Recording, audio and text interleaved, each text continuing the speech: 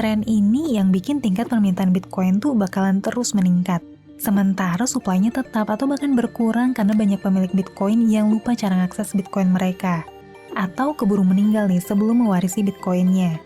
Dan satu hal yang jadi alasan kenapa sih Amerika bisa diuntungin sama kebijakan ini, karena kebijakan ini sebetulnya udah berkali-kali terbukti berhasil menguntungkan. Pertama dari level perusahaan dan korporasi. Saat ini ada ratusan perusahaan dari seluruh dunia nih yang berlomba-lomba memiliki Bitcoin. Mulai dari MicroStrategy yang punya 470.000 Bitcoin, disusul sama Block One yang punya 140.000 Bitcoin. Terus Tether Holding yang punya 84.000 Bitcoin. Ada juga Marathon Bitcoin Mining yang punya 40.000 Bitcoin. Dan masih ada ratusan bahkan ribuan perusahaan yang nyimpen Bitcoin sebagai bentuk cadangan aset mereka. Dan bisa dibilang kebijakan ini tuh terbukti sangat menguntungkan kalau kita ngelihat pertumbuhan nilai tukar Bitcoin dibanding mata uang negara manapun. Dan gak cuma level korporasi doang, ada banyak pemerintahan negara yang sebetulnya tuh udah punya dan nyimpen cadangan Bitcoin. Yang terbanyak tentu aja Amerika dengan 207.000 Bitcoin.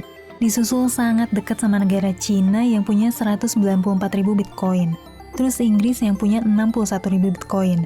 Ukraina 46.000 Bitcoin. Negara Bhutan 13.000 Bitcoin. Dan negara El Salvador yang punya 6.000 Bitcoin.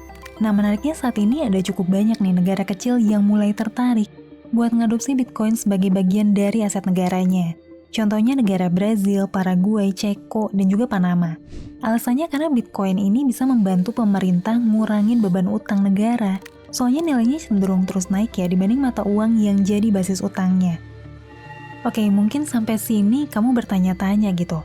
Tadi kan aku sempat bilang kalau pemerintah Amerika saat ini punya 207.000 Bitcoin. Nah, berarti kebijakan strategik Bitcoin Reserve itu udah berjalan dong.